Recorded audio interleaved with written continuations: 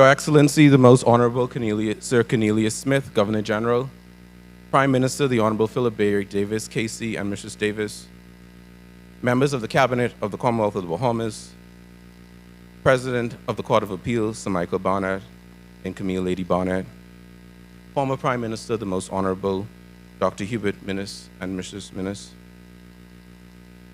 the Chairman and Trustees of the University of the Bahamas, the President and CEO of the University of the Bahamas, together with their senior leadership team and faculty, the Chairman of the Sunshine Holdings Limited Group, Sir Franklyn Wilson, and Her Excellency Sharon Lady Wilson,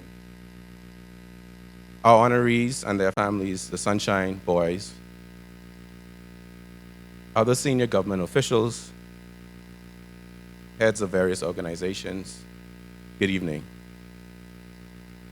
By way of introduction, I am Tavares Laroda, the General Counsel and Corporate Secretary of Sunshine Holdings Limited, and, if I may say so, a proud graduate of the University of the Bahamas.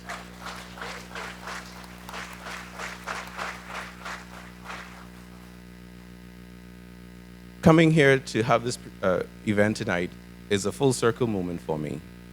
My journey with the Sunshine Group began at the University of the Bahamas when I was on the board of the College of the Bahamas with the chairman of our group, Sir Franklyn Wilson. Fast forward, I came back home, and it's been an incredibly rewarding journey ever since. I've had opportunities to work with the university in designing and helping with the designing and construction and management of the Franklyn Wilson Graduate Center. I've worked with the Wilson family in their endowments of the university, and I have seen firsthand the work of the Sunshine Group, their ethos, their respect and value for national development, and the importance that they place on doing meaningful investment for the benefit of the Bahamas. Tonight's event is a celebration of that, a celebration of a dream that started 50 years ago, when a group of young men of humble origin decided that they can prove to the world that Bahamians, from their background, could own and manage wonderful, large businesses. The ceremony will be conducted as follows. We will have the national anthem led by Ashley Knowles, followed by a prayer by Bishop Maurice Sims, and then a welcome address by Mrs. Karen Strawn, Director of Sunshine Holdings Limited. We'll proceed in that order.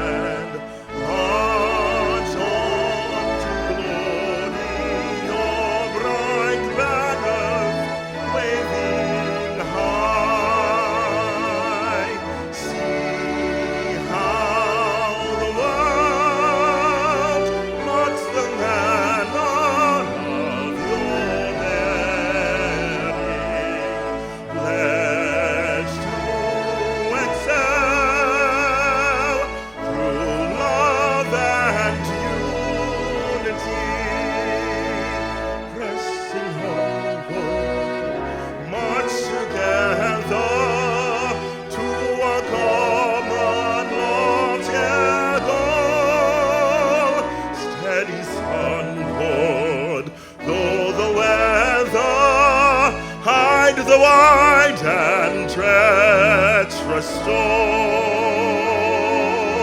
lift up your head to the rising sun, Bahamas, till the road you trod lead unto your God. March on, Bahamas.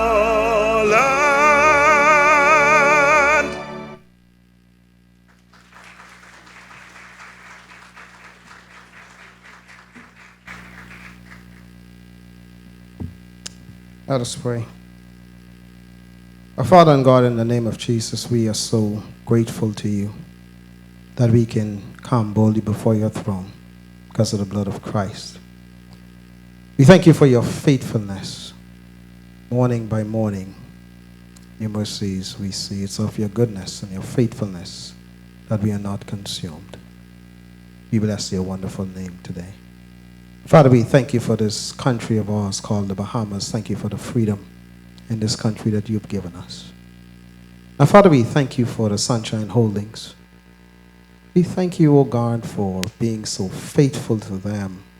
Over the past 50 years, you've been faithful, O God. God, thank you for their vision and thank you for their entrepreneurial endeavors. Thank you, O Sovereign God, for their concern about people. Thank you for the many persons who they would have helped over the years. You have been faithful. And Sovereign God, you are now even faithful to them in the present. Thank you for what you're doing in and through them. Thank you for the vision that you're giving to them now to chart a new future. And thank you for what's ahead. You've been faithful in the past, you're faithful in the present, and you're faithful in the future. We bless your wonderful name. I thank you, O God, for all the directors. I pray that you would continually give them vision and give them direction. Now, Father, I thank you for their God consciousness to come in this setting, to celebrate what you've done, to give you thanks and to give you praise. For this, we honor you today. So, Father, be in our midst today. Every aspect of this gathering, let it be done to your honor and to your glory. We give you honor and we give you praise. In the name of your wonderful Son, Jesus, we pray. Amen.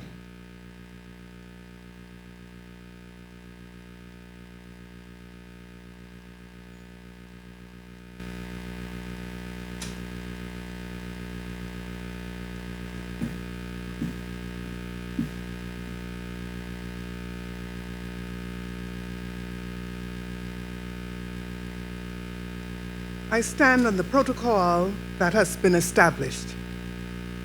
Ladies and gentlemen, good evening. My name is Karen Strawn. I'm a director and shareholder and a retired senior staff member, having served 48 years with this dynamic blue chip company and proud to be a part of this 50th year of existence anniversary celebration. 50 years, what an achievement. No matter how you think about it, it is a milestone and time to celebrate. The number 50, as stated in the Bible, derives its meaning, and I quote, from its relationship to the coming of God's Holy Spirit. In the book of Leviticus, chapter 25, the Bible speaks to the number 50, and I quote, as the Jubilee year, occurring after every seventh Sabbath year, and equating it to great celebration for change. Yes, giving thanks to God for reaching such a milestone.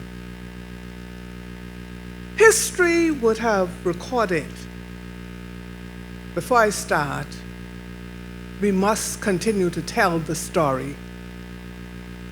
History would have recorded that prior to 1967, a few wealthy aristocrats representing the minority in the country ruled with an iron hand, making it difficult for the masses to excel. Survival for the majority was becoming extremely difficult, and very few were afforded the opportunity to further their education. With the emergence of majority rule in January 1967, many doors of opportunities were opened, and one of the newly elected governing administration's priorities was promoting education for the people across the length and breadth of the Bahamas. Many were afforded the opportunity to further their education at home and abroad.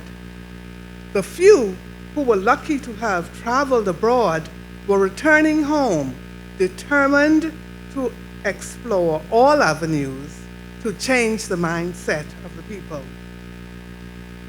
Among those returning home from universities were a group of young, energetic friends, all from over the hill area, all coming from humble beginnings, returning better equipped educationally and eager to assist in moving the country forward.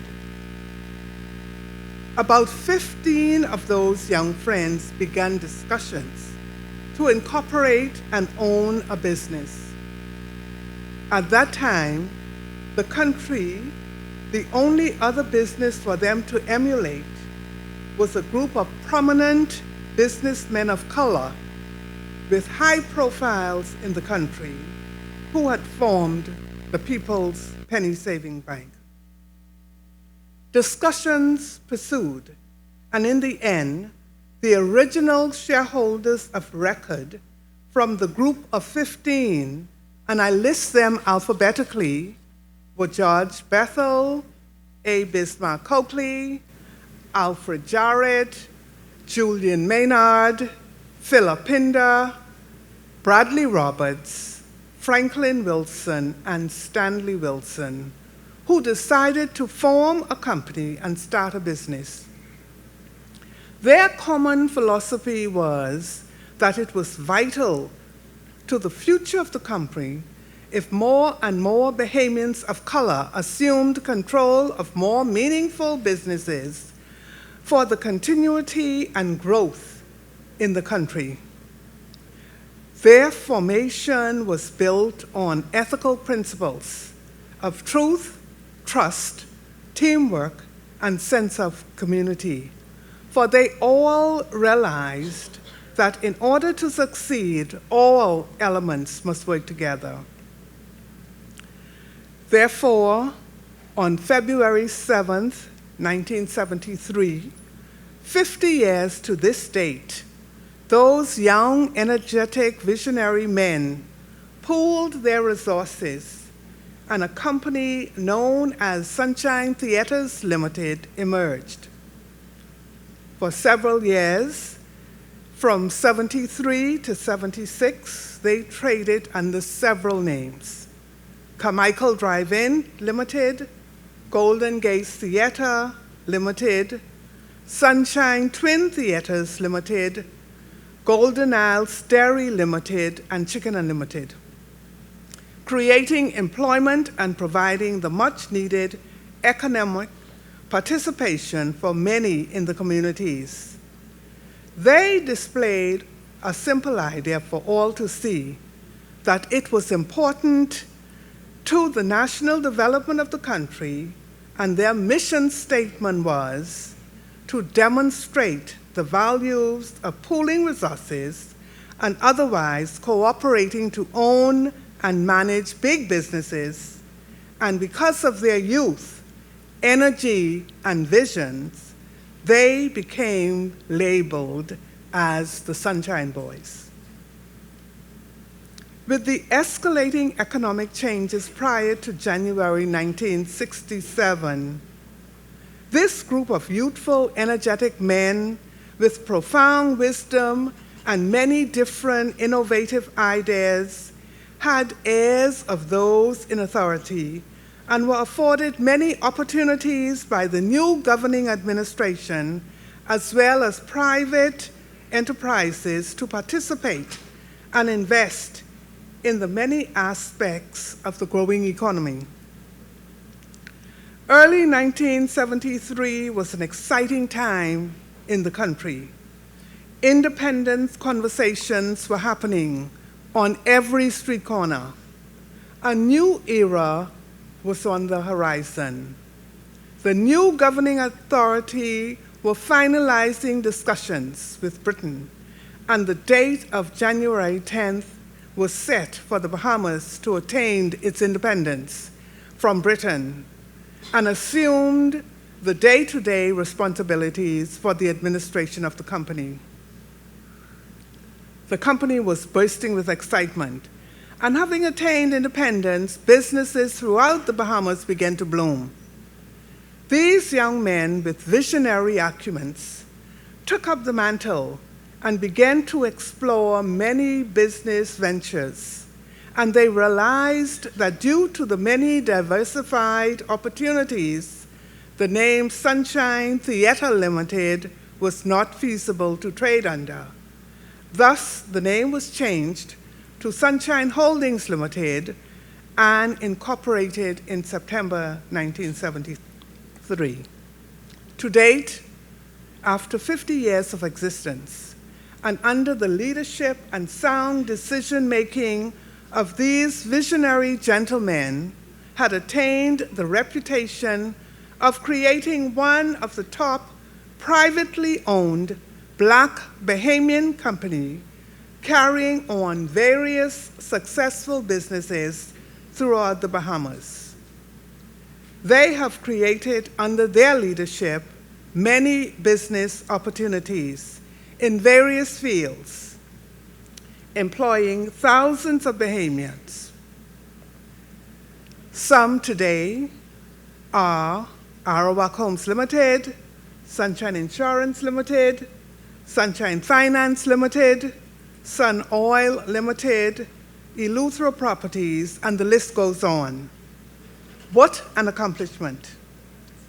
Having reached this milestone of 50 years of existence, regrettably, many original Sunshine Boys are resting in eternity, with only 2 of the original 8 shareholders and directors of record still here with us today.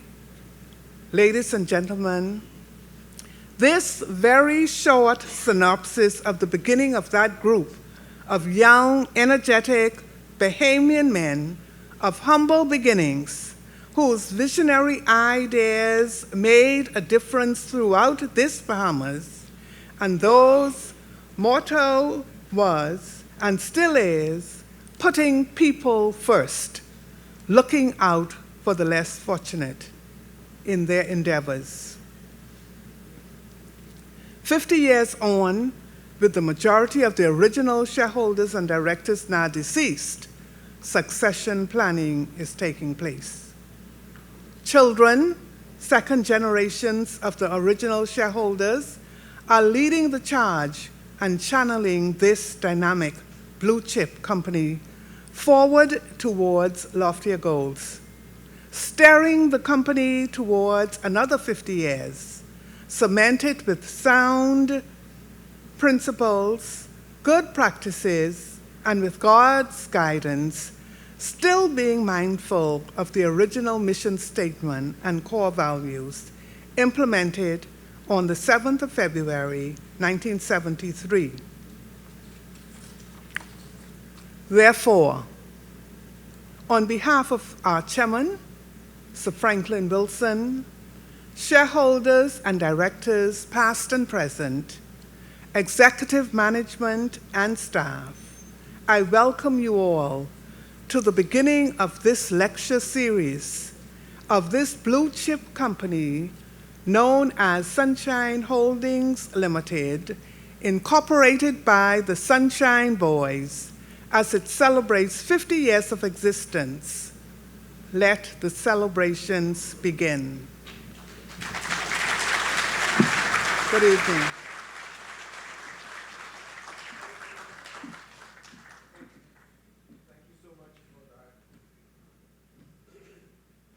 Yes, thank you so much for that comprehensive overview of our last 50 years, and we are all looking forward to many, many, many more decades of progress and growth. If you would now, we are about to play a video presentation, which is a mini documentary on the Sunshine Boys. So we hope you enjoy it, and let the video begin.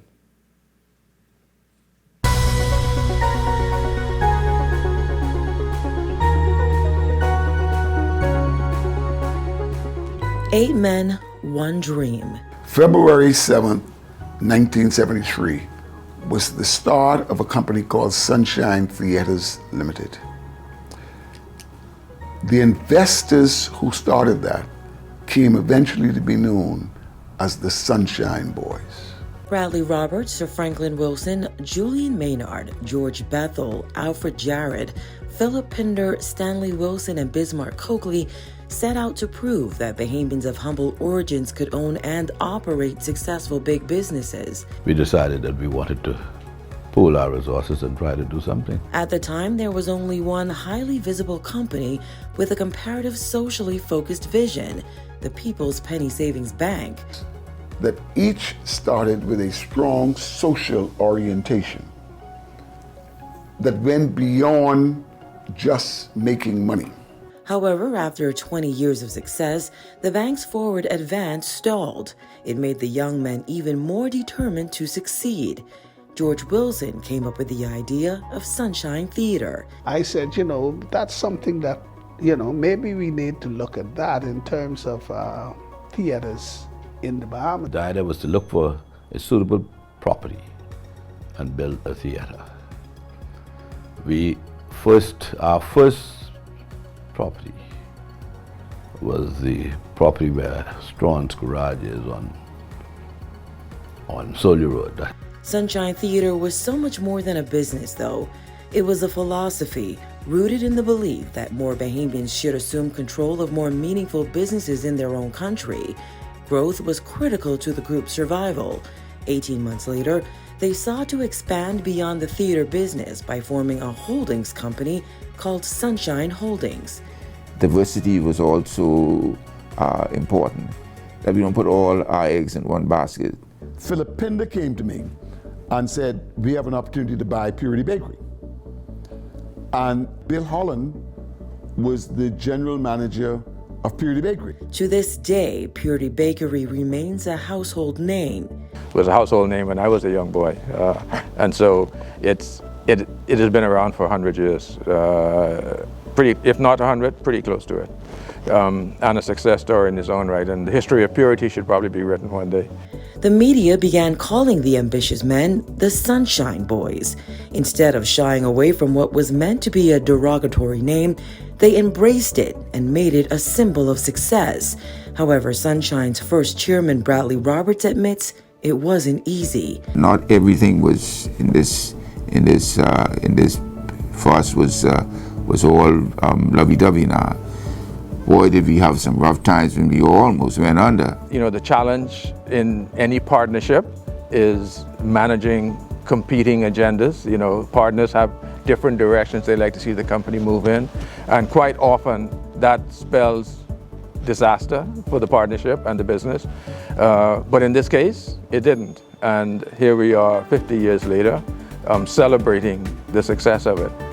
The Sunshine Boys attracted early investors, Karen Strawn, Hervis Bain, who designed the National Coat of Arms, and former Governor General Sir Orville Turnquest. He wanted to invest in the future of the Bahamas. He saw it as a Bahamian company, Bahamians of humble origins beginning to have a stake in the economy of the Bahamas. One of the group's greatest success stories is Arawak Homes, which holds the distinction of building more homes than any other company in the history of the Bahamas. When I first came to the company, I remember us building 3 homes in Seabreeze, and for us it was like, we built in Seabreeze, wow!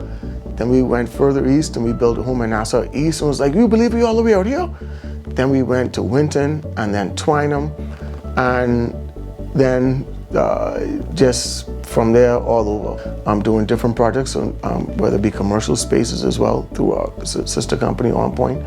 And so the company has continued to grow. Arawak Homes, which recently celebrated 40 years, has built thousands of homes across New Providence and named its communities after prominent Bahamians, including national heroes Sir Lyndon Pinling and Arthur Dion Hanna, church leader Ari Cooper, and more recently, Jonkanu legend Winston Gus Cooper. It's the people. It's the people, having people on board that truly understand the philosophy of the company and understand their role in the company and executing to make it happen. And everyone has a role. And so in that regard, whether it's a home or a commercial building that we're finishing or whatever the day is, everyone understands what we're working towards, understand that they are a big part of what it takes to make it happen, and understanding that, simply put, as our chairman would say, it's ladies and gentlemen, working with ladies and gentlemen, serving ladies and gentlemen, all for the common good. However, Sunshine's foray into land development didn't begin there. In 1987, the group purchased 3,000 acres of land in South Eleuthera and formed Eleuthera Properties Limited with Albert Sands. Today, its premier property is Jack's Bay, a 1,200-acre private club community. It's the topography, it's the beaches, it's the elevations, it's the experience. And so we have curated a master plan where we're not just about residential lots or resort lots, but it's more an experience. And so we're creating the destination for the most discerning in the Bahamas. And we think that we're going to be that world-class destination. In addition to offering golf, swimming, and fishing, this piece of paradise is a major contributor to South Eleuthera's economy. We're one of the largest employers in South Eleuthera. We are good corporate citizens. We're a part of the community, and we only see ourselves growing in terms of more employment, more involvement in the South Eleuthera community. Sunshine spread its wings even further to Grand Bahama, where the group ventured into the petroleum industry. What began as a trucking company on the island in 1967 has evolved into Focal Holdings Limited, the largest distributor of petroleum products in the Bahamas. The founding members have really instilled core values into its leadership, and it's those values that have been built on to really build a significant organization. And today I'm very proud to say that I'm one of the beneficiaries of building on those values. In keeping with its core mission to diversify, SHL also branched out into the insurance industry, forming Sunshine Insurance Agents and Brokers Limited. The company started off providing insurance support for subsidiaries of the Sunshine Holdings Group, but soon found its footing in the commercial market. We've done extremely well over the last 28 years. We've gained considerable traction. A lot of that came from the fortitude of having Marsh, which is the largest insurance broker in the world, as our correspondent. We represent in the Bahamas. And as a result of that, we've got significant recognition locally as well as internationally. And so our clientele has grown both from the domestic market, but more significantly from the international market. And the caliber of expertise of the staff is second to none. More than 30 years later, the name Sunshine Insurance is synonymous with Marathon Bahamas, a signature qualifier event that attracts runners from around the world, as well as the Susan G. Komen Race for the Cure, which helps to fund breast cancer research. Another feather in Sunshine's cap, Royal Star Insurance, an AM Best A-rated property and casualty insurer. The first rating that we got was an A-. And we successfully said that over the last 10 years, we have an A-rated, which is one of the highest in the Caribbean. 2, we also realized that we had to diversify the company because we were at that time in 3 territories, which was Bahamas, Cayman, and Turks. We are now successful in being in 6 territories. Still, President and CEO Anton Saunders counts their biggest achievement as the development of talented staff. Knowing that you're not going to be around forever, you don't want to be in a situation where you're not there and they cannot perform without you. Then there is Sunshine Finance. Formed in 2005 to provide in-house financing for Arawak homes, the company has emerged as a leader in private lending. We try to truly tailor-make products that reflect the financial needs and realities of Bahamians, especially in these last very turbulent and challenging years. As the pioneering investor in the acquisition and restructuring of distressed assets, we did that together with our partners, Ascendancy of Mexico and the IMF, which is the private financing arm of the World Bank. That has been an extraordinary joint venture and partnership. That partnership helped to keep many families in their homes, something President S. Roselle Moxie is immensely proud of. Sunshine celebrates 50 years as one of the oldest and largest conglomerates in the country, with each company in its portfolio led by dynamic leaders who all agree the future looks bright. First 40, growth, and for the next 40, positioning ourselves to do even new and exciting things. Our Bahamian market is really growing very well. And so I expect that in the next 5 years, that we'll move up from being the fourth or third player to one of the significant top line players in the marketplace. That Focal is pivoting into the broader energy space. And today, we are generating a considerable amount of energy in New Providence on behalf of BPL. That we see is the future. We're also developing projects, renewable energy projects, that are in line with the company's renewable energy objectives to generate 30% of energy from renewable sources by 2030. There's a lot happening in the financial services space.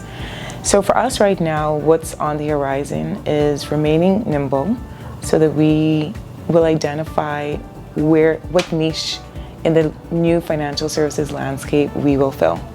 And we feel confident that we have both the balance sheet and the human resources to respond. Holding true to those core values of diversity, reliability, building the common good, and increasing shareholder value, Sunshine Holdings stands on an incredibly strong foundation thanks to those founders who set out to make a difference in their country. A thank you to our founders, the Sunshine Boys.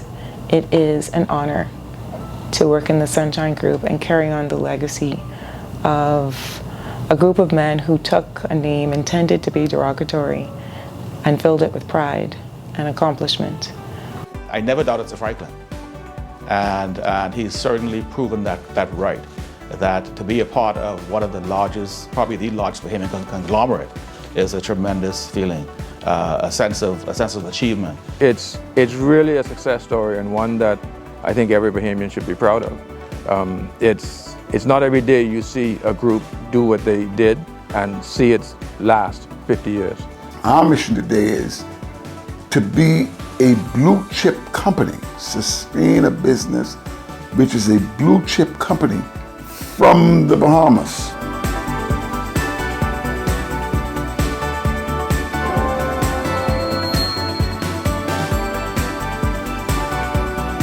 The Sunshine Boys, ladies and gentlemen.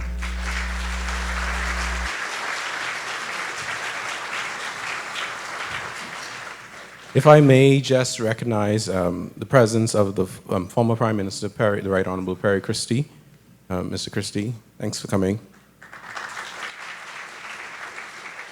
Now, last October, Arawak Home celebrated its 40th year. And as a part of those celebrations, we debuted what was coined the Sunshine Praise Team. Now, you know, when I came into the company, our corporate secretary told me, you know, the only exception in the directors in terms of religion was Mr. Roberts, who was Catholic. Everyone else was Anglican. And they came with this praise team, and I said, I don't remember Anglicans having praise teams. But here is our non-denominational, but truly dynamic Sunshine Praise Team.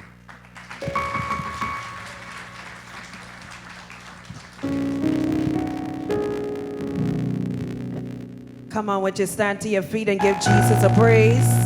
Hallelujah, hallelujah. Would you stand to your feet and give the King of Kings and the Lord of Lords, hallelujah, for it has been 50 years. If it had not been for the Lord on our side, we would not be here today. Amen. Would you open up your mouths and give Jesus a praise? Hallelujah. Let everything have breath. Let everything that has breath. Let everything that has breath. I know that you are not always, all of us are not used to this, but we are going to give the Lord a praise this morning. Amen. Hallelujah. Jesus loves to hear the sound of praises. Hallelujah. And we're going to sing on this song together. Any altos in the building? Any altos? Would you raise your hands? Any sopranos? Any tenors? Okay. Hallelujah. We're going to sing this song together and we're going to give God a praise. Amen. Hallelujah. Hallelujah. Salvation and glory, honor and power to the Lord our God. Amen. Hallelujah. Glory be to God. Thank you, Jesus. Hallelujah.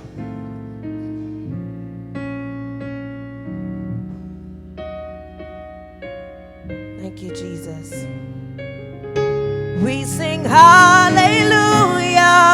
Hallelujah. Salvation. Salvation and glory. Honor. Honor. Come on, you can sing along if you know it. Unto the Lord our God.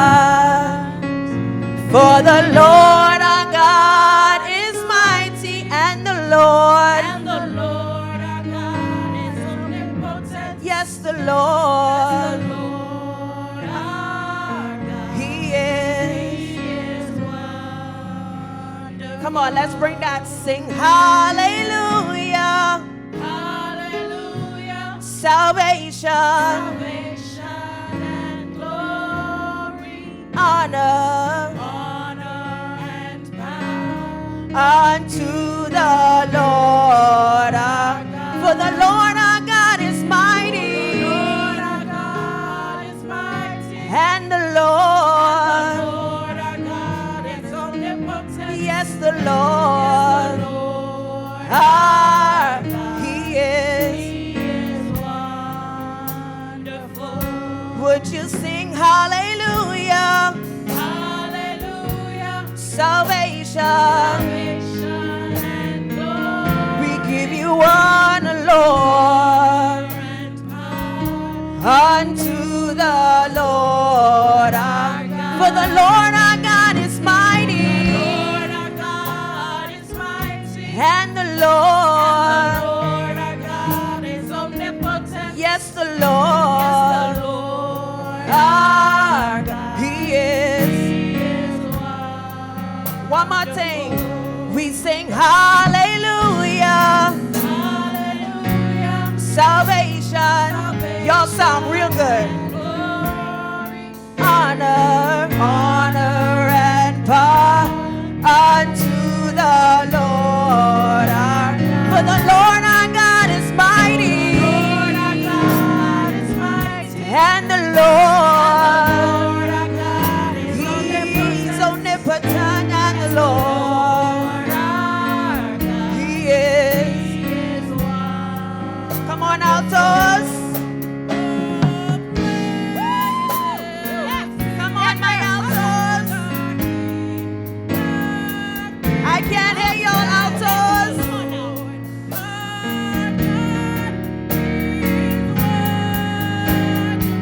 All praises.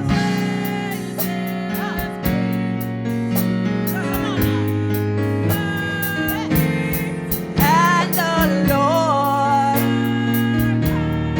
He is one. Come on, I want to hear the tenors. Let's go, tennis. All right. Hallelujah. That's it. Salvation and glory, honor and power. He is wonderful. Come on, tenors, let's sing it. Hallelujah. Salvation and glory, honor and power. He is wonderful.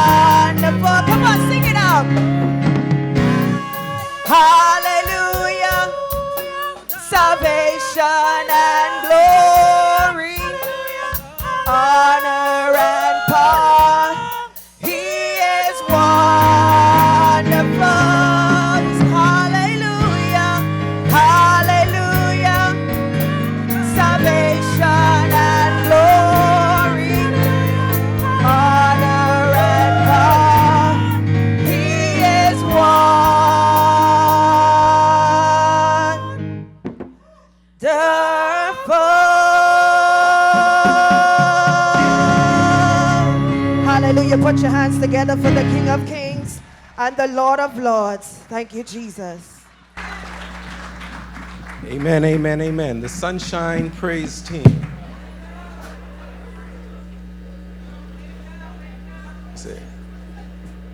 So a few people have asked me, what's this conversation with Sir Franklyn about? And I said, I suspect there are people who may not know Sir Franklyn that well. Because when you come to his office, if you come for 2 minutes, it's probably going to be 20. If you come for 30 minutes, it's probably going to be 3 hours. Because he loves to have conversations with people, because he believes that it's his duty to share knowledge, to empower people by giving up his time, giving up his knowledge. So without further ado, the purpose of tonight's event, a conversation with Sir Franklyn.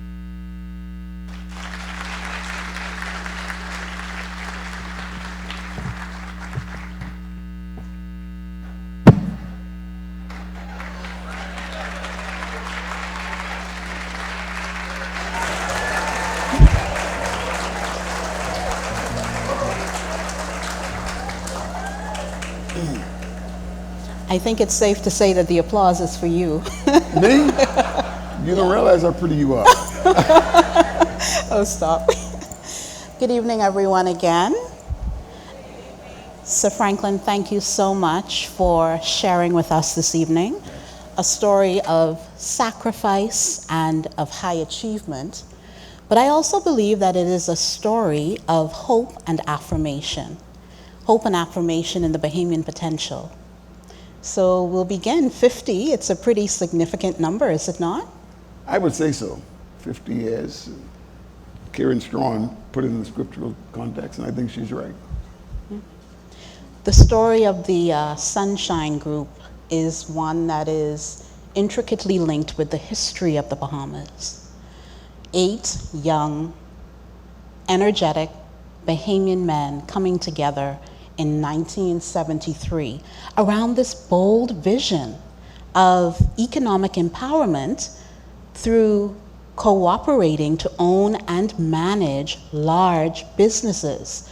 How did it come to be that in 1973 there was this commonality around that purpose? Well, I would say this. Around that time, of course, the struggle for majority rule had been achieved. The concept of independence had been affirmed, a date had been set. But young people may not really understand what those two events meant. Let me tell you a story. Anthony Thompson graduated from the same university I graduated from, Dalhousie University, with the same degree. The only difference was he graduated in 1965. I graduated in 1968. Anthony Thompson wanted to be a chartered accountant. Not one accounting firm would offer him a job. In 1968, every accounting firm wanted to offer me a job. What changed? The context. 1967. Mm-hmm. So anyone who doubts the significance of January 10th, 1967 do not understand the Bahamas. Secondly, while by the time we came along, majority rule having been achieved, we saw the political struggle as having been essentially won. But what we did not see was any parallel movement in terms of economic empowerment. And that was, for us, at some point going to be a problem. Karen has mentioned how when we looked around, we only saw one company, one in the whole country, that was formed on the basis of, without regard to blood, in terms of family. One. And that was the People's Penny Savings Bank. And by 70-ish, it was clear that, as she said, the forward march had stalled. And they only been together, well, only now. But the fact is, they started in the early 50s. So it was only like a 20-year period. So for us, we said, that created a sense that we've got to do something. Because it would really be tragic if the bank were to really, if its stalling turned into what eventually it did turn into. And there was no example for people to point to. We thought that would have been unfortunate. So this is the type of thinking that was a part of what we did. And the beauty about this is no one person can claim that idea in its totality. No one person truly can. And it came together because people of like mind and common purpose, demonstrating two things, which in the audience tonight is a lady named Janine Horter, got me to understand when I was chairman of this council, of the council of this university. To get things done, you need people with fundamentally two things: capacity and inclination. I repeat that: capacity and inclination. The inclination to do whatever it is you want to do, you have to have the inclination. And two, you have to have the capacity. And so all 8 of us, we said to do that. We started out, like Karen said, 15. And we said if we raised $100,000, we could start. Well, we didn't end with 15. We ended with 8. And between the 8 of us, we found $100,000. $100,000. Now, yes, over time, $100,000 then is not $100,000 today, but the point is, it was enough for us to start.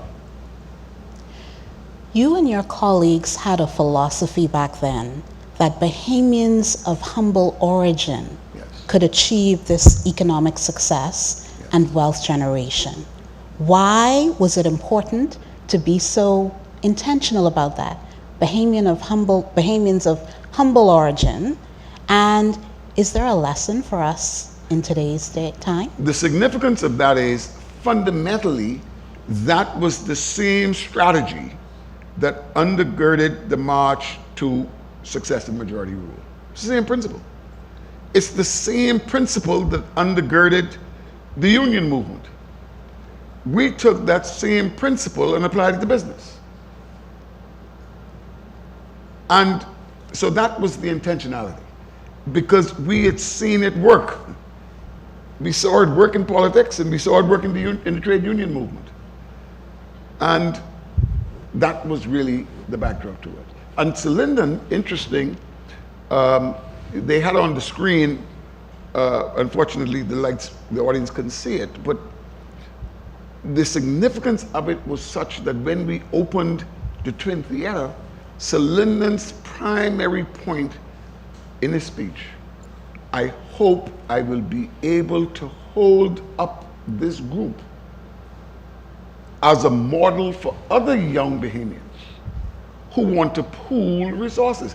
The fundamental key for majority rule was pooling. The fundamental key for the trade union movement was pooling. And as fate would have it, when Sir Linden, the last time Sir Linden spoke to the country, the last time, was the opening of Sir Linden Building Estates, an event sponsored by and organized by the Sunshine Boys. That's got to be God. Let's take that point you made about pooling a little bit deeper and further. When I sat down with you earlier, you were very passionate about the fact that we can do more together than apart. Well, it's fundamental. None of us have $100,000.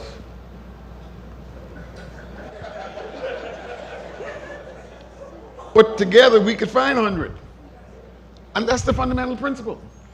And I say to every young person in this country who talk about, I could do this and I could do that, if only I had capital.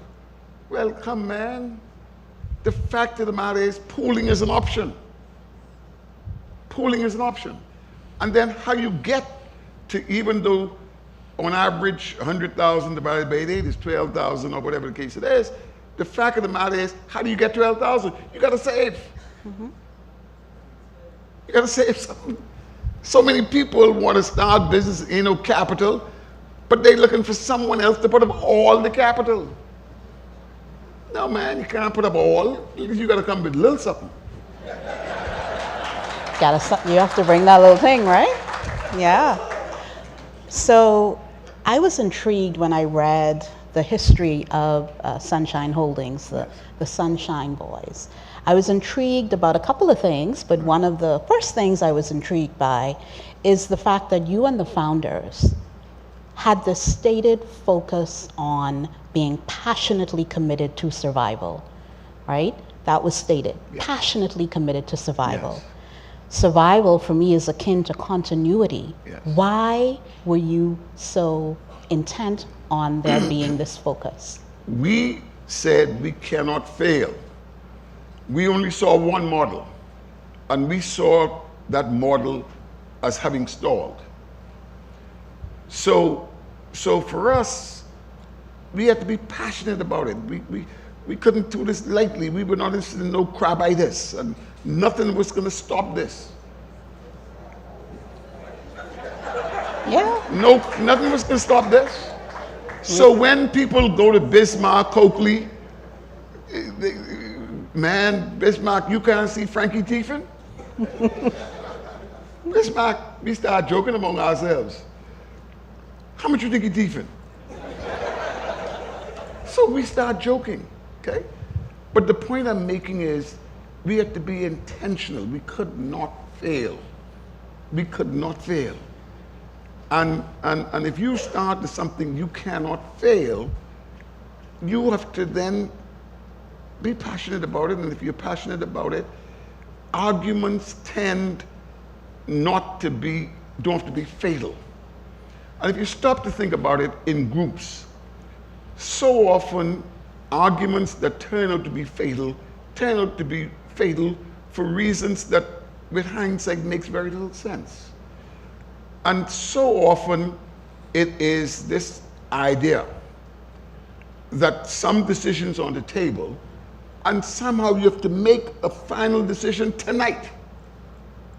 Tonight. Well, you know you do not have consensus tonight. But if you pause, and if you say among your group, look, let's think about this. Let's sleep on this. By the time you come back, someone's had a change in mind. And if you just start saying and developing this concept about let's work the consensus. And eventually we developed a concept that, look, man, let's talk until we agree. And as we talk until we agree, there were some principles. No shouting. And even though it's all guys, no profound language. Mm-hmm. And you talk until you agree. And that worked for us. So let's take this notion and practice of being reflective and strategic to another level, and let's talk about your principal strategies. In that were the core values, right. In that was also investments and the corporate culture. Yes. Here you have, back then, a group of 8 men, business-minded individuals, between the ages of 25 and 30 in the 1970s, right? Defining their business vision. So you talked about men of humble origin, but they were not men of humble intellect or imagination. Why are core values important for a business to flourish? The point behind it is, there are a lot of people in this auditorium who I suspect watch sports. A common thing that sports coaches so often say, championships are won on defense. How do you win on defense? You win by minimizing mistakes. So for us in business, it was about minimizing mistakes. And we developed some concepts as to if we do these things, we will reduce the risk of mistakes. Now, what are some of those things? One was some core values. We had the mission, of course. And we had this commitment we must stay together. But beyond that, we have to have some core values. So today, for example, diversification was a core value. You heard Bradley speak there. We didn't want all of our eggs in one basket. Another core value was this idea of earning the respect of our partners as being reliable, and of our creditors of being trustworthy. So, for example, that value says you can't make $10 today and pay out $10 in dividends, and when payday come, you ain't got nothing. So we developed some values. Those values supported us in terms of what we do. Let me tell you something. That wasn't a joke. When Arawak Home started, Royal Bank of Canada, tell you all something. Listen to me carefully. Royal Bank of Canada was a founding shareholder of Arawak Homes. Let me repeat that. A founding shareholder. We didn't borrow anything from Royal Bank. Now just think about that. Royal Bank of Canada becoming a shareholder with these guys. That was for us evidence of us being faithful to that concept, that we were reliable and trustworthy. Royal Bank saw that. Now, anyone in this room over 50, do you think Arawak Homes would have survived all the controversy over all the years if we did not have Royal Bank as a partner? How many times I said to people, we're not crooks. Royal Bank is a partner.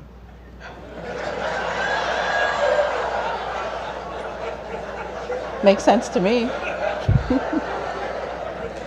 So the fact of the matter is, that was another value, okay?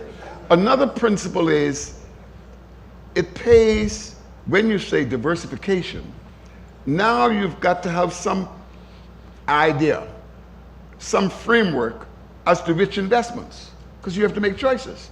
You only have so much money. Do you put it in this or do you put it in that? So we created a framework for investments.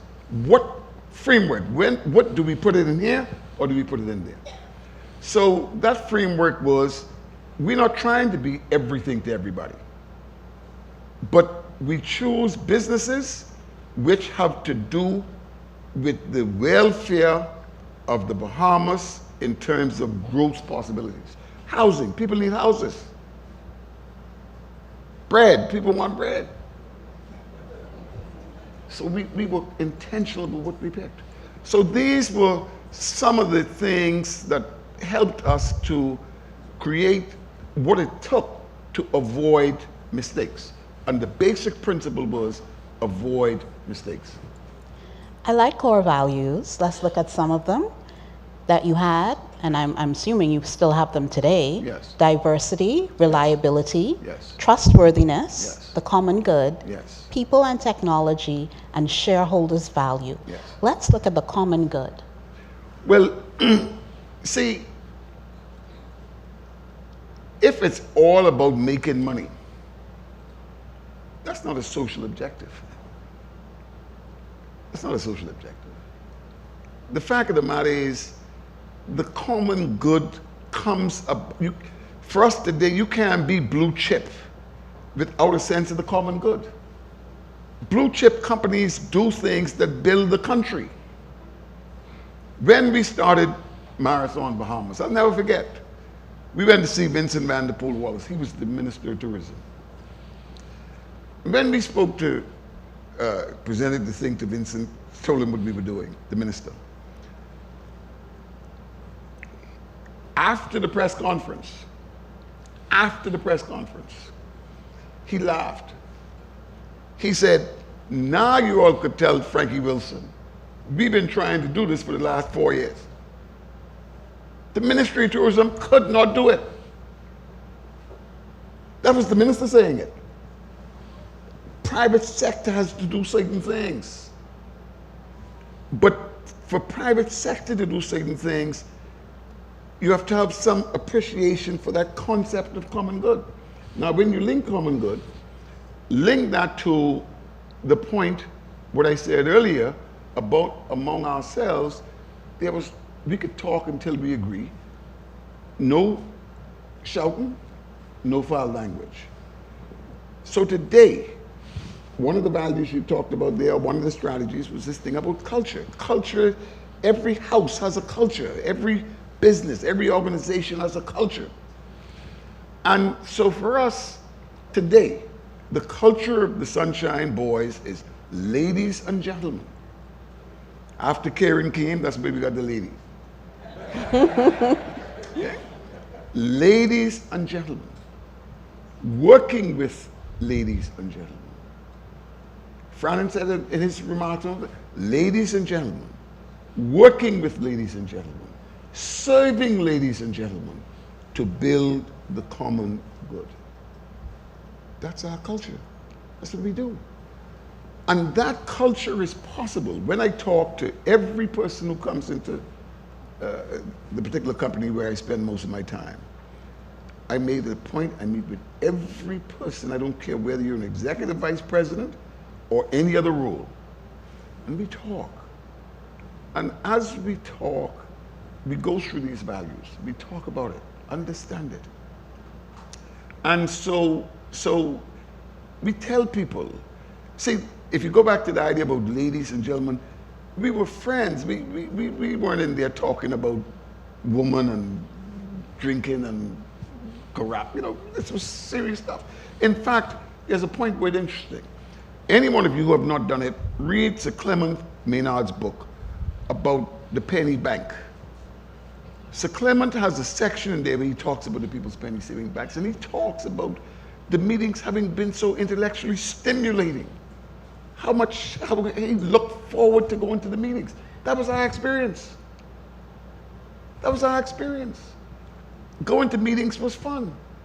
And Karen made some really good corned beef and tuna sandwiches and good lemonade. Mm-hmm. So the fact of the matter is, it was this is what got it. It's hard to, these are things, hopefully I submit that these are things, if you duplicate these things, I really think you get a shot at being successful. Okay, so take us on the inside now, the inner sanctum a little bit.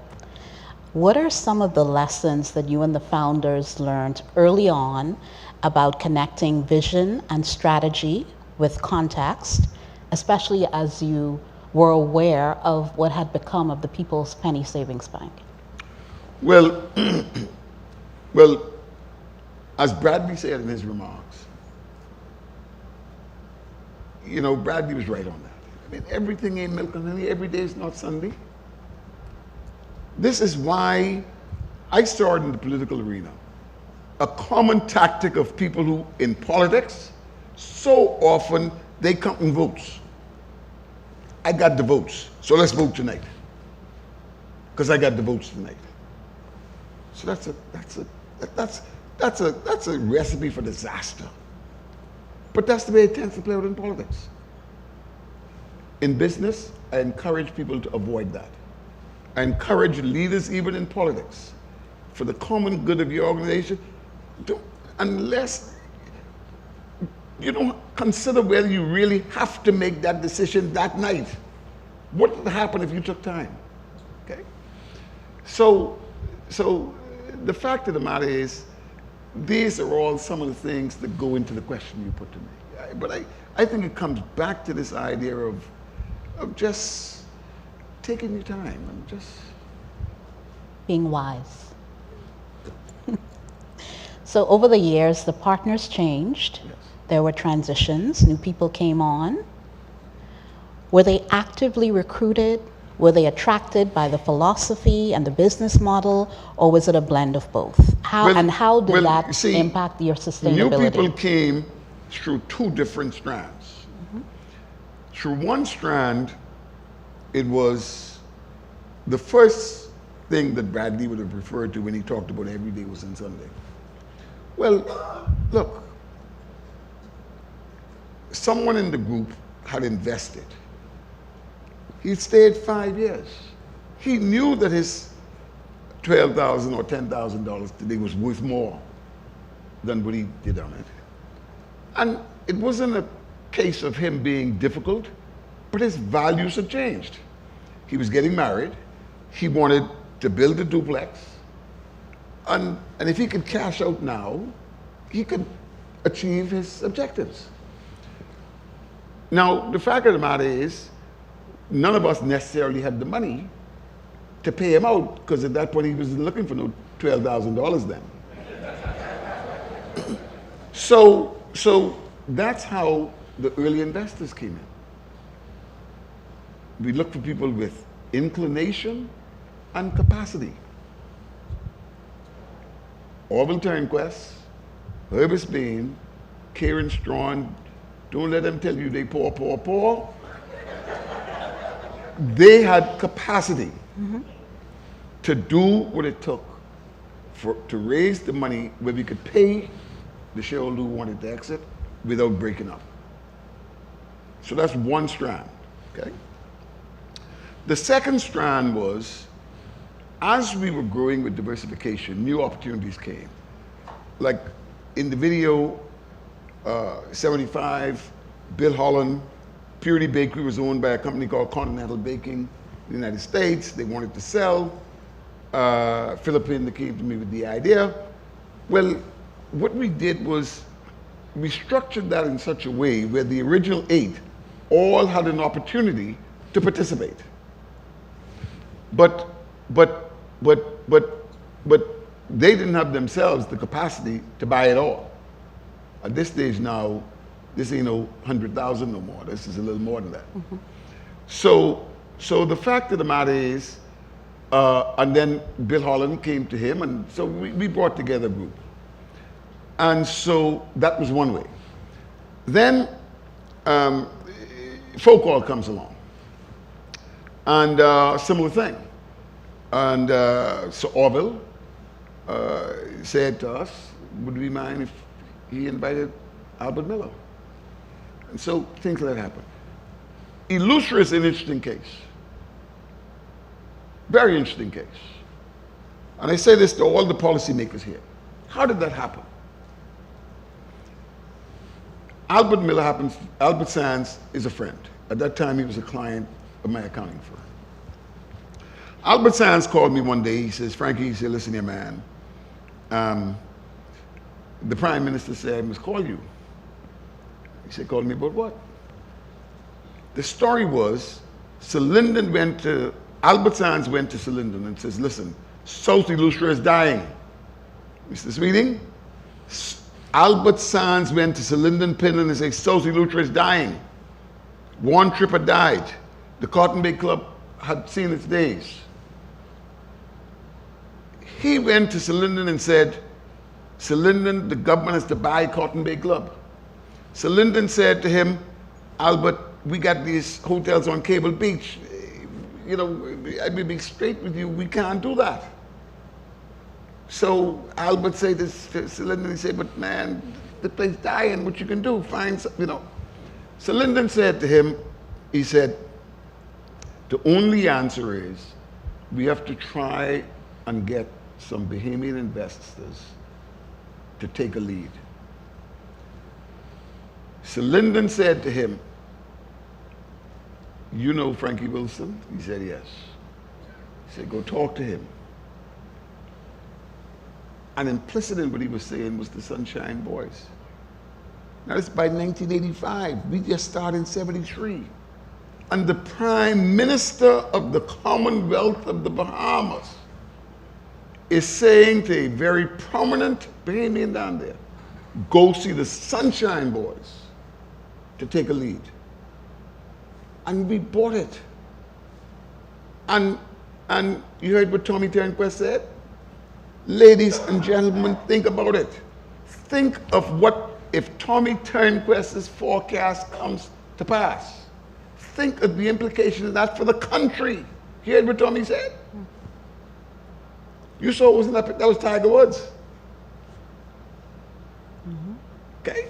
So the point I'm making is by that time, sufficient credibility had established in 12 years to the point where the Prime Minister is saying the government cannot do it. And we came to the thing and we organized the group. And again, with time, Royal Bank in that too. Right there. Royal Bank in that too. I told the president of Royal Bank was here a couple of Fridays ago. I told him, when I come back again now, don't tell these fellas stop doing this. So, but what am I saying? The point I'm making is, in each of these new initiatives, new partners came. So William Holland and others came with Purity, Albert Miller and others, and Anthony Robinson came with Folk Hall, Albert Sands, Lawrence Griffin and others from Elutra came from there, and each one was an enriching experience. So continual momentum. Continued momentum. Let's talk about your workforce, yes. your ladies and gentlemen, yes. 99% Bahamian. Yes. I read that there's been an intentional focus on low levels of staff turnover yes. and building cordial relationships. Yes. How did you do this, and what has been the impact of that on operations today? What we try hard to do, we tend to be very intentional about training. See what Karen said? She worked 48 years, 40-something years, whatever it is, okay? You look at Trevor Bridgewater, chief architect, Andrew Pinder, Maurice Sims, who said the prayer. He wasn't a bishop when he joined us.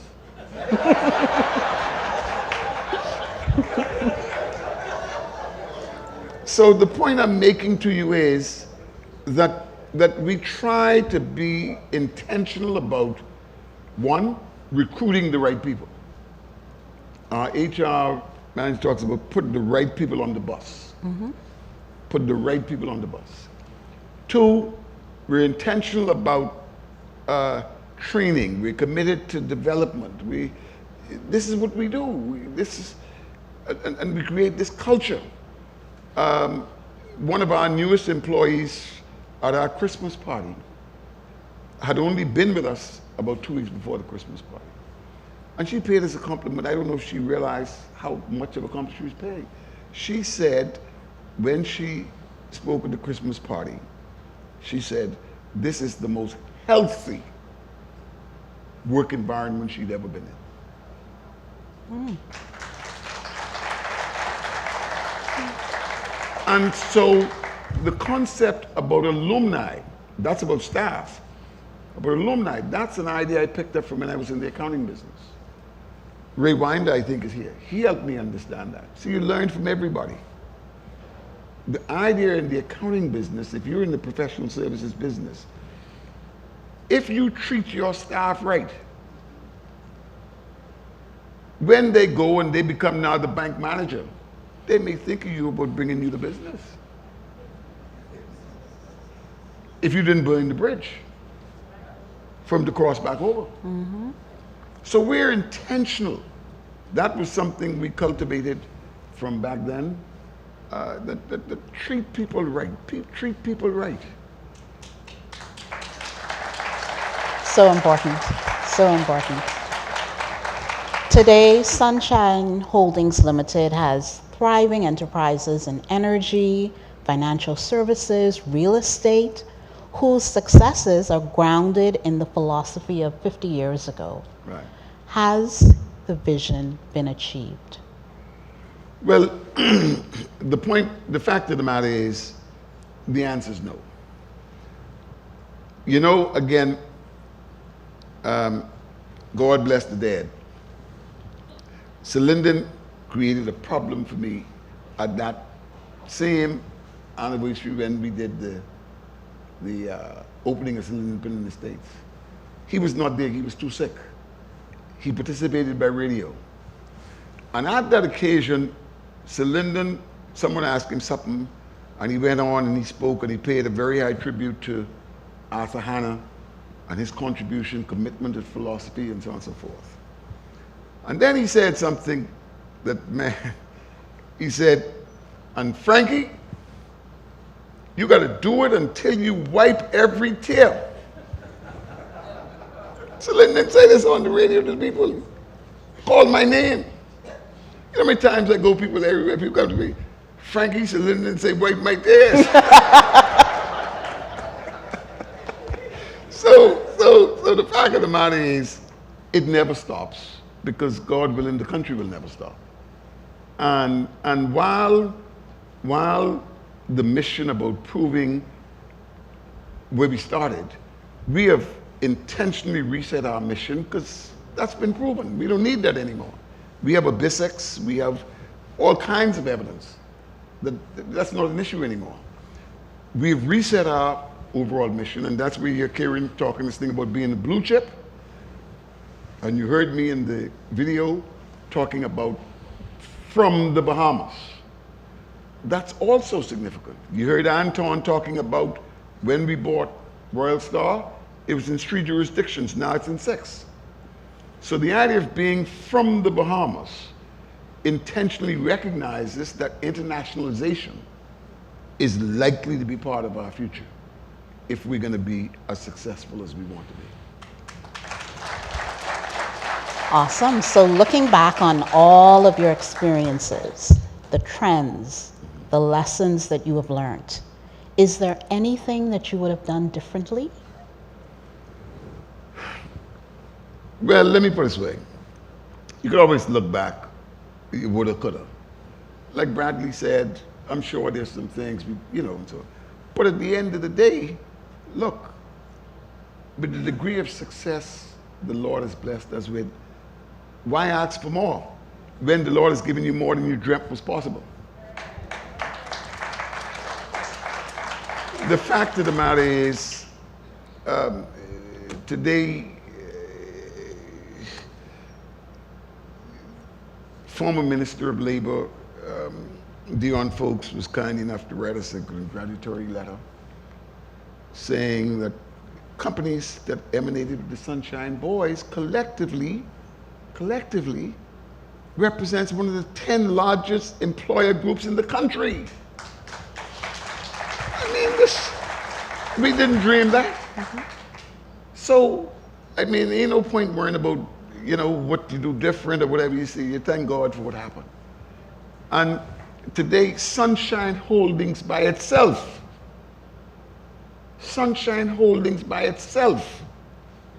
has a degree of capital which is not matched by any other company on BISEX except First Caribbean Bank, which is a regional exercise. That ain't bragging. That ain't nothing but bragging. That is just a statement of fact. Also, too, statement of fact. I mean, it's reached a point where today, I say that, everyone will be looking for money. We started, we tried $100,000. Today, people call us. Listen, man, we got some money, could we bring it with you? Not me personally, with the group. With the group. So would we have done anything differently? Yes, maybe, so on and so forth. But look, man, you know, when the Lord gives you so much, you thank God for that and leave the rest for somebody else. What advice do you have for the business person of today, existing and aspiring? Different context than it was when you and your group and your partners formed yourselves. But what's your advice? Well, I believe I'm an accountant by training. And the key to accounting, so much of accounting in school is about learning the principles. See, how you do it today is dramatically different with computers from the day when you were dealing with pen and paper. But the principles don't change. The debits got to equal the credits. So look at some of the things I said. At the end of the day, no one of us had the $100,000, but by pooling resources, we could find the 100. Look at what we did in terms of identifying strategies to minimize mistakes, not identifying strategies to go from 1 to 10, just to minimize mistakes. Noted what I said about, you know, ladies and gentlemen, working with ladies and gentlemen, you know, hopefully people who are listening to this would hear enough that they could say, I could do that too. Yes, you can. Yes, you can.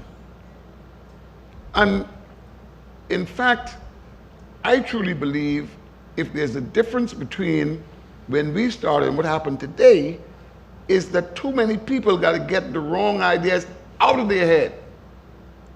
And what I mean by wrong ideas, somehow the government got to do it for me. They got to get that out of their head. We didn't start with that burden because we never looked to the government to do it. Today, get that out of your head. Kennedy said, ask not what my country can do for me. Ask what I can do for my country. And if you start with that type of mindset, people come to me, man, Frankie, I want to be rich. How you do that? Well, who in the business of trying to make you rich? Sunshine Holdings has seen a lot of changing scenes. Let's talk about the enabling environment. Has that been a huge factor? Well, the enabling environment, whatever the environment is, you know, I tell this audience a story. Let us recognize that politics in this country is a two-edged sword. It's a two-edged sword. The worst thing I say to any business people is go into government depending on the politician to take care of you. John Morley, I played tennis on John Morley's court. John Morley was the largest landlord in the country for a period of time. You talk to John, he'd tell you how the Prime Minister Pinland would call him and talk this.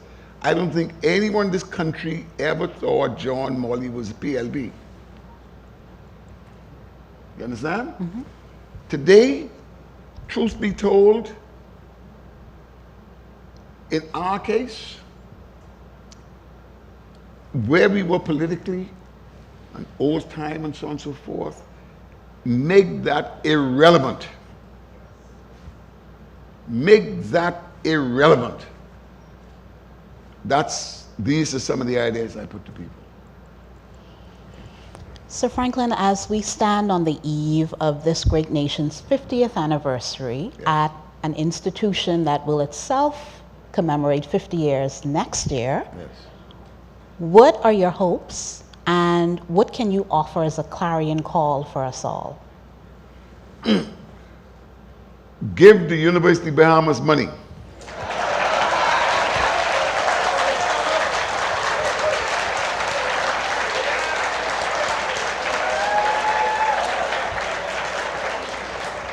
Ladies and gentlemen, it is impossible for the University of the Bahamas to reach its potential entirely with government funding. It is impossible. We have to help. Every alumni of this institution gives something. Give something. Support these people, okay? Don't make this about donating money where the building name after you, whatever the case it is. Give some money for maintenance. Give some money for maintenance. Do things. Don't look for the credit. Don't look for, just give this institution money, support the scholars here, give them a chance to do what they can do. I mean, I came here with this thing here today. I mean, the spirit, these people around here, they're so anxious to do. I take this up to thank everyone from this institution who tried to do something. Let's help them. I mean, now it's interesting. It's interesting. Look at it. While successive prime ministers have picked persons to be chairman of this board and that board and that board and that board, there's a fair amount of reason to believe that every prime minister who was charged with the responsibility gave very serious thought to who they was going to appoint to be chairman of the board of this institution. There's reason to believe that. Tim Donaldson tells the same story, as a matter of fact, that I told. Perry Christie called me one Sunday night, telling me we would go. I tell him he just come from church. Because he knew I was not interested in an appointment. Okay? And so years later, I was succeeded by Tim Donaldson. And Tim Donaldson tells the same story. He home one Sunday. And while he's home this Sunday, someone pick up the phone and he say, "Who's speaking?" "This Hubert." So he asks, "Hubert, you? Who?" That's the story. What am I saying that for? Look at the people who have been chairs or even appointed to the board of this institution. Look at it, people. And I believe you would see compelling evidence to believe that the prime ministers of this country, every one of them, gave more thought as to who was going to be the chair of this particular institution than might have been the case in pretty much any other. Okay. Well, let's end where we started, 50. A good number. Thank you, Karen, for telling me the scripture. So Franklyn, thank you for sharing with us through your lens. Thank you so much, and thank you to you all.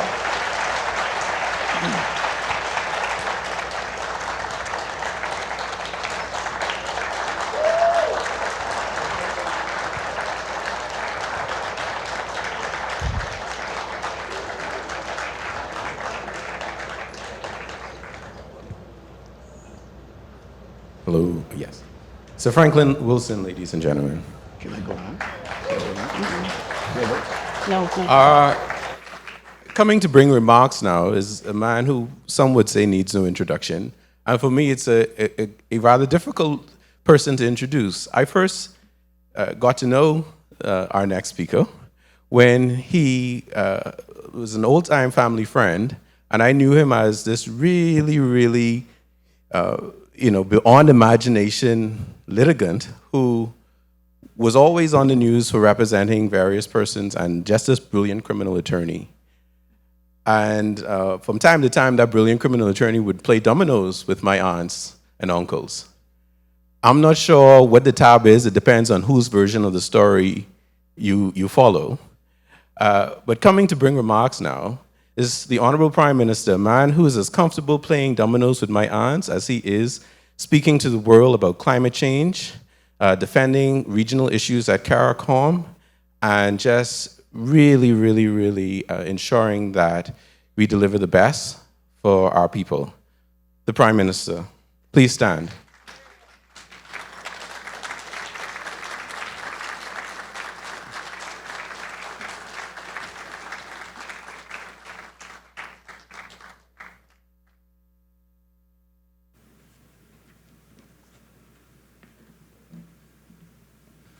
Thank you very much, and please be seated.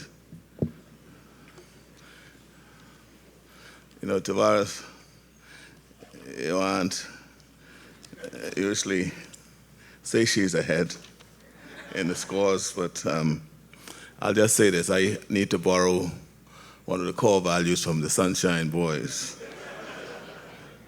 That one will be no shouting,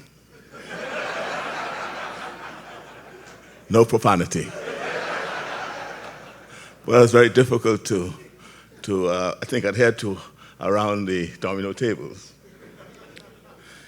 Ladies and gentlemen, today we gather to celebrate the 50th anniversary of Sunshine Holdings Limited, a company that has become a symbol of excellence, diversity, and philanthropy.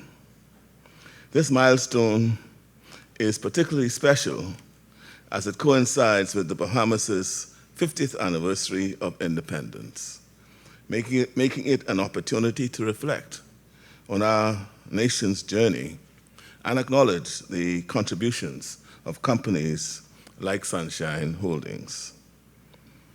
In the late 60s, a group of young men, many of whom I knew, with a vision to create businesses that would make a difference in the Bahamas, formed the Sunshine Theatre Limited.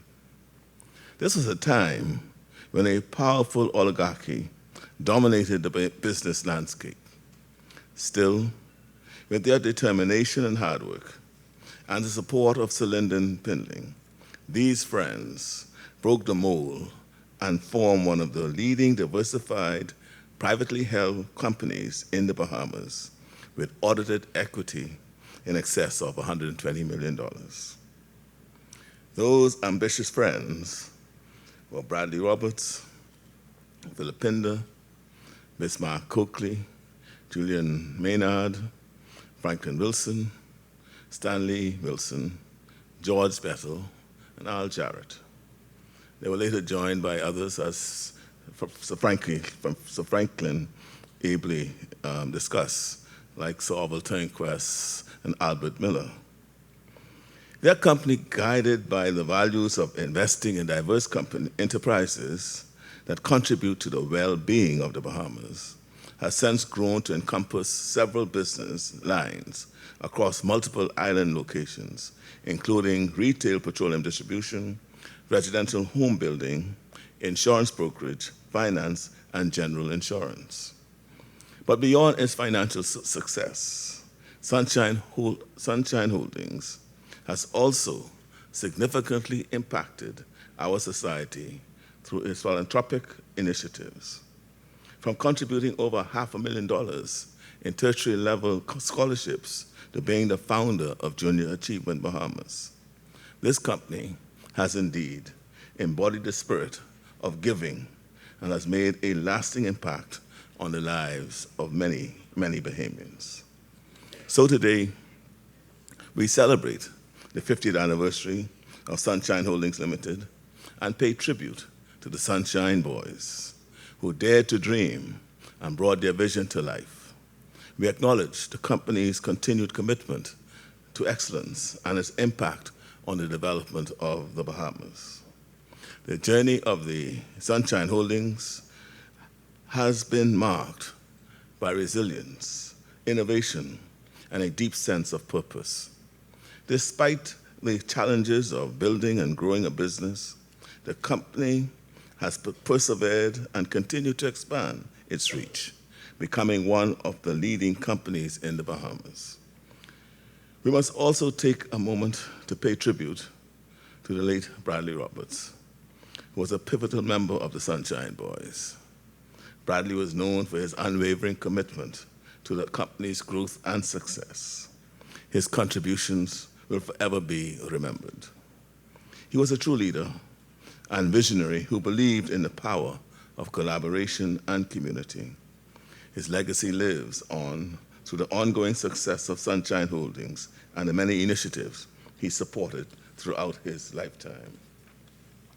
As we look to the future, it is heartening to see that the values that guided the Sunshine Boys 50 years ago are still evident today.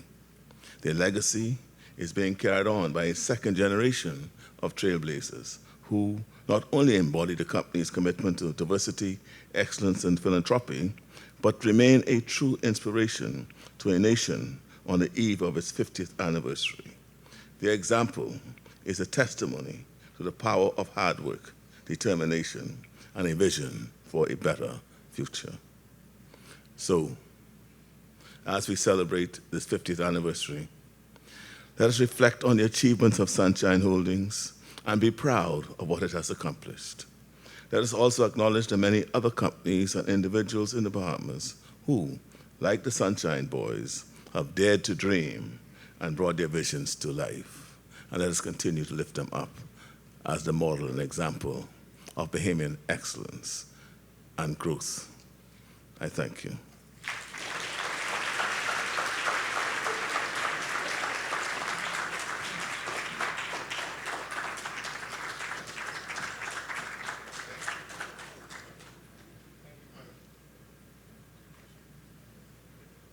Thank you, Prime Minister. You may be seated. Oh, sorry. We will now have the vote of thanks, which will be done by Ms. Nicole Roberts, Director of Sunshine Holdings Limited. Immediately following that, the Honorable Prime Minister will give a toast to Sunshine that will take place on the Western Lawn. That's immediately in front. If you would allow the Honorable Prime Minister, the Governor General, along with the Prime Minister and the other senior officials, to depart to the lower entrance there, and everyone else will then follow, and the toast will take place on the Western Lawn. Ms. Roberts. Shall take this opportunity to wish everyone a very pleasant good evening. Tonight's event has been 50 years in the making. The journey for the Sunshine Boys has been filled with setbacks and successes, steep learning curves, and unexpected hurdles. Nevertheless, the idea first espoused some 50 years ago that large-scale businesses could be owned and managed by Bahamians of humble origins survives and indeed thrives. We would like to thank the founders who had the vision and fortitude to create something so tangible that it has become one of the oldest and largest conglomerates in the country. In 1974, the Right Honorable Prime Minister Sir Lyndon Pindling said of the Sunshine Boys, "I hope I would be able to continually hold this example up to other young Bahamians who would wish to put their savings together and turn it into something special." As fate would have it, the very last time that Sir Lyndon spoke to the nation, it was at an event hosted by Arawak Homes Limited at the naming of Sir Lyndon Pindling Estates. To those founders and investors who are still with us, and to those who have gone on to glory, thank you for never losing sight of those core values of investing in diverse enterprises, commanding the respect of your business partners, making meaningful contributions to the common good, investing in the training of talented employees, and increasing shareholder value. Without your passion-driven purpose, Arawak Homes would not have achieved the oppressive goal of building more homes than any other country in the history of the Bahamas. Without your hard work, Sunshine Insurance would not attract over 1,000 runners to our shores each year for the magnificent Marathon Bahamas. Without your foresight, Sunshine Insurance would not be the leader in private lending. Jacks Bay would not be a world-class destination boasting a Tiger Woods-designed golf course. Focal would not be the largest distributor of petroleum products in the country. Royal Star Assurance would not boast an AM Best financial strength rating. And Purity Bakery would not be celebrating 100 years. Thank you for those sleepless nights spent strategizing when the future looked uncertain. Those first meetings on Augusta Street were long because you were determined not to fail. And thank you for entrusting the new generation of CEOs who are poised to build on your legacy. Personally, I would also like to thank Sir Franklyn Wilson on behalf of my late father, Bradley Roberts, for being a loyal business partner, confidant, and friend. During my time in the United Kingdom, I would often call home to speak to my parents, but many times I asked for Daddy. Mom would always say, he's on the phone talking to Sir Franklyn. Mom always joked that Daddy sought Sir Franklyn's opinion on everything and refused to make a move without his advice. That level of trust spoke volumes of their friendship, something that never wavered from day one to my dad's passing. And so, this evening, it is an honor to salute the Sunshine Boys. Throughout all of your trials and triumphs, you never lost sight of your mission to become an organization of ladies and gentlemen, working with ladies and gentlemen to serve ladies and gentlemen while building the common good. And last, but by no means least, we thank the University of the Bahamas for hosting this once-in-a-lifetime event. Thank you all for listening and enjoy the rest of this wonderful evening.